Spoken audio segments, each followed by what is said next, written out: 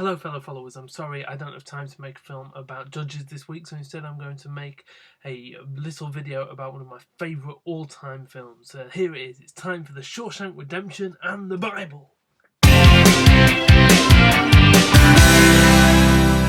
Okay, if by some miracle there is someone watching this who has never seen The Shawshank Redemption, then stop watching this immediately and go and watch it, because otherwise I will spoil it and I'll have spoiled one of the best ever films for you. Okay, so just go and watch it now. Okay, if you're still here, you have been warned. Now, the film is based on a short story by Stephen King, who, as far as I know, is not a Christian. So this is not, in any sense, a Christian film, and I'm not claiming it is. Nor am I suggesting that it was filmed to bring out Christian imagery. I'm simply saying that you can see Christian imagery in it.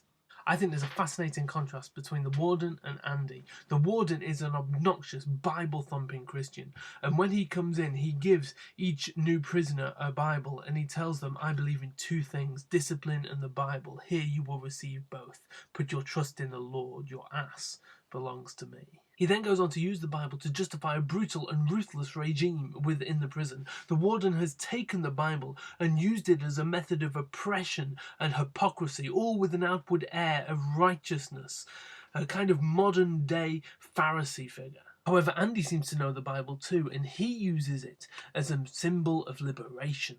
One scene in the film sees Andy's cell get searched. Basically, the guards come in and just start trashing it, and all the while he's holding his Bible tightly.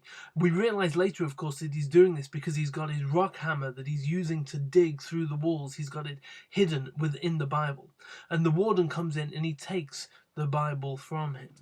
And the warden says to him, have you got a favourite verse? And Andy says, watch ye therefore, for you know not when the master of the house cometh. The warden immediately answers, Mark 13:35. He kind of says, well, I've always liked that one, but my favourite is, I am the light of the world. Ye who follows me shall not walk in darkness, but see the light of life. To which Andy immediately answers, John chapter 8, verse 12. Now, maybe Andy's just memorised all this stuff as a cover, or maybe he has actually taken it in, and he's able to apply it much better than the warden who just quotes it, but doesn't live by it.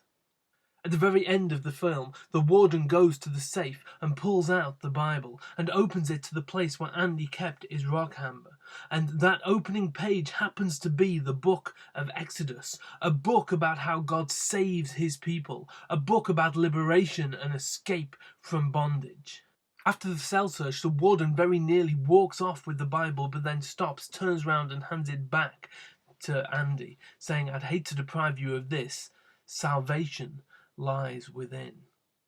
A wonderful statement, which is biblically, theologically, and for Andy very literally true. In fact, he acknowledges himself with his escape note to the warden right at the end, which says, Dear warden, you were right. Salvation lay within. At the end of the film, judgment comes to the guilty, just as the warden's wall said, which is actually a quote from the Apocrypha, Ecclesiastes 21:5, and not in the normal Protestant Bible. But be that as it may, the judgment comes to the guilty, and he brings about justice and finds salvation through a rock hammer that he keeps in his Bible. Maybe Andy really did realise that salvation lay within. God bless, fellow followers.